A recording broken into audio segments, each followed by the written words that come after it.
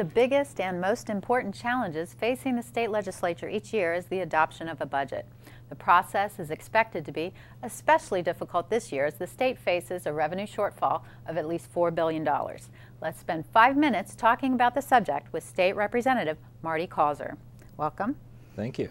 And you've been appointed to the House Appropriations Committee. Is that a new appointment for you? It is new for this session, and I'm looking forward to serving on the committee. And what does that do for the folks back home? Why is it important that you're sitting on that committee? Well, it's important to have a voice and to be sitting at the table where decisions are made, and certainly the Appropriations Committee is the committee that's tasked with drafting the state budget. So it's certainly a very important committee assignment, and I look forward to working with my colleagues to be that strong voice for rural Pennsylvania, to make sure that although we do have a tough budget year and there are only so many dollars out there, but we have to make sure that any cuts are fair and equitable. And I look forward to pushing for a fiscally responsible, on-time state budget. And certainly this is a challenging year. A lot of issues. There's a deficit with the current budget, and you know, a lot of problems going on. What are your feelings about the budget, and what are the chances that we can have an on-time budget? Well, I think we absolutely will have an on-time budget.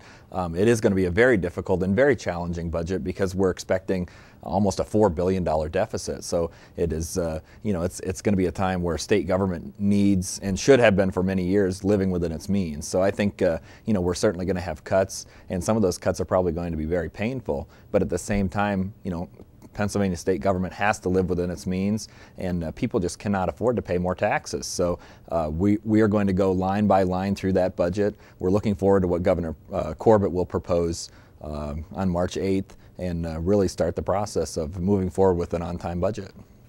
Since you talked about the process, again, it starts with Governor Corbett putting out his spending priorities and his spending plan.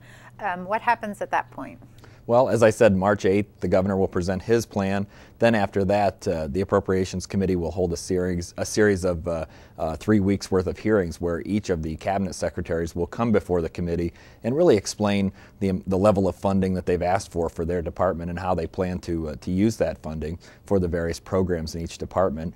Then after that, probably soon after that, a budget bill will be introduced in the State House, and then the process will start of moving forward with that budget bill. And then typically it's voted on in the House and sent to the Senate.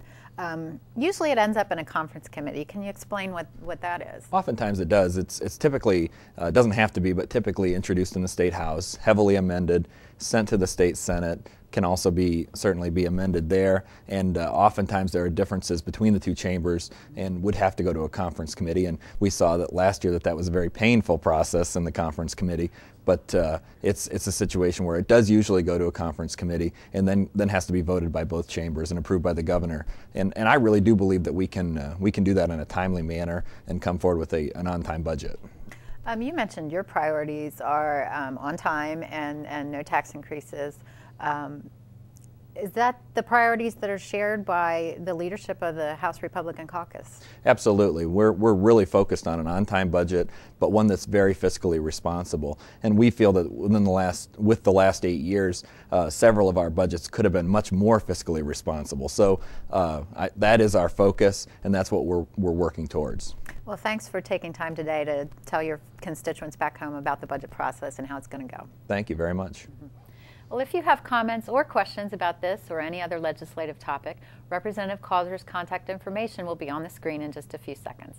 I'm Laurie Bull. Thanks for spending 5 minutes with State Representative Marty Causer.